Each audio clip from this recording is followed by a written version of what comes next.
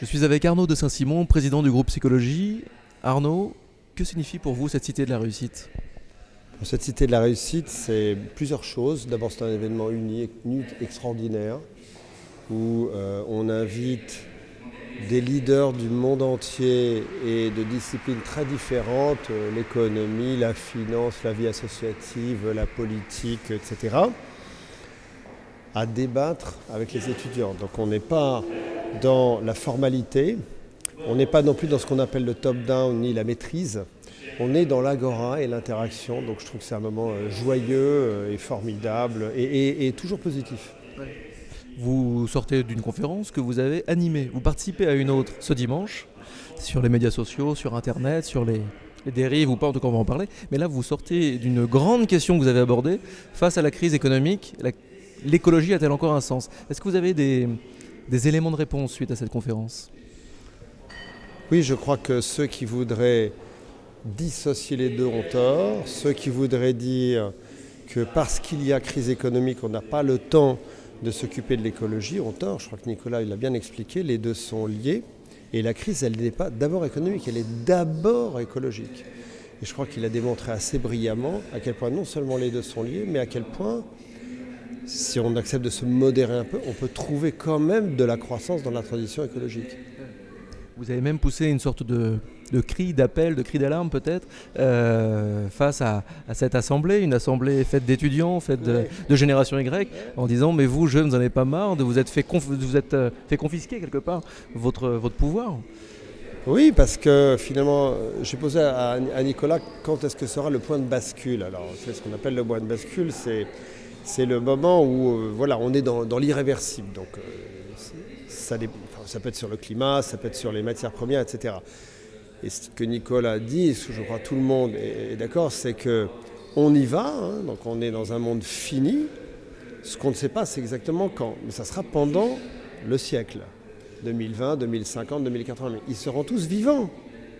Donc tout ce qu'on a dit aujourd'hui, est-ce que ça ne les inquiète pas? Et de voir que nous sommes dans un monde qui ne conçoit pas le partage, parce que c'est un monde dans lequel les dirigeants, et ma génération d'ailleurs, accaparent les ressources au détriment des générations futures, moi ça me mettrait sacrément en colère. Hein. C'est bien que ça mette d'abord la génération dessus en colère, ça peut aider. Parce qu'elle a vécu d'autres colères avant peut-être. Peut-être aussi. Alors le partage justement, on en parle, on est en plein cœur évidemment d'une cité de la réussite sur le partage. Dimanche vous intervenez sur une table ronde, un débat autour de très près lié au numérique et à l'internet. Le partage, on pense tout de suite à la transparence toute puissante. L'intime, qu'est-ce qu'on en fait de l'intime à notre époque? L'intime, on le dévoile, on l'exhibe sur les réseaux sociaux, et enfin on en fait beaucoup de choses de l'intime. Mais par exemple, c'est vrai qu'on le dévoile, on se met en scène, on s'exhibe sur les réseaux sociaux et finalement on dit « aime-moi ». Et on essaie de fabriquer cette image un peu parfaite, un peu cool.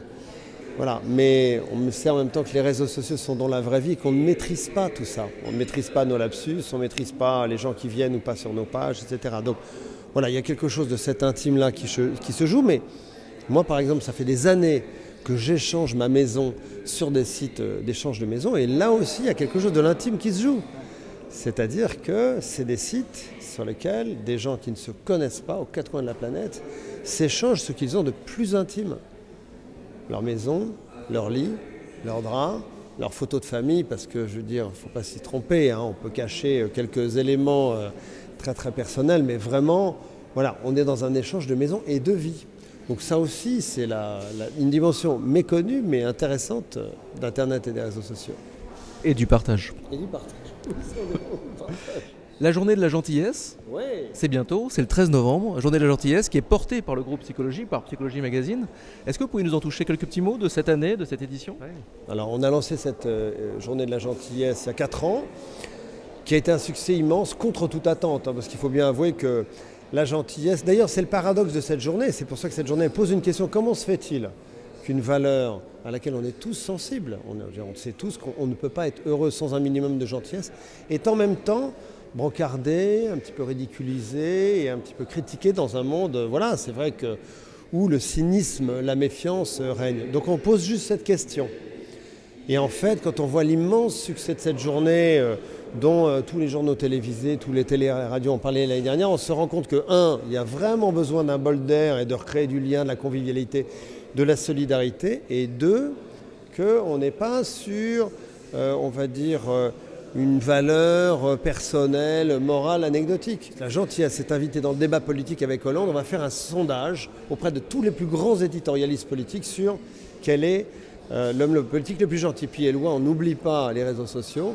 Et on a une petite appli qui va tourner sur Facebook à partir de début novembre. Est-ce que vous êtes un vrai gentil ? Évaluez-vous et demandez à vos amis de vous évaluer. Voilà, parce que c'est un sujet sérieux et il faut aussi s'en amuser. Il faut aussi s'en amuser. Juste avant de vous libérer, en 2012, qu'est-ce qu'on partage le plus volontiers en 2012 ? Il y en a, je vais essayer de ne pas vous dire les problèmes. Je vais essayer de trouver. Qu'est-ce qu'on partage le plus en 2012 ? Il faudra couper, je vais essayer de réfléchir 2 minutes. Moi, je dirais quand même l'espoir.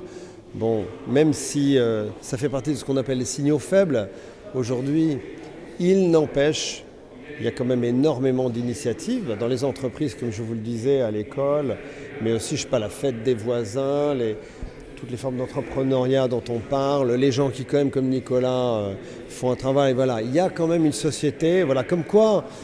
Il y a quelque chose de darwinien face aux menaces, il y a quand même toujours une réponse et une adaptation humaine. Donc oui, moi je crois que le partage, il est le fait que nous ne pourrons pas faire progresser le monde sans solidarité. C'est un peu banal. C'est un beau message, ça reste un beau message, simple, très bien. Merci beaucoup Arnaud.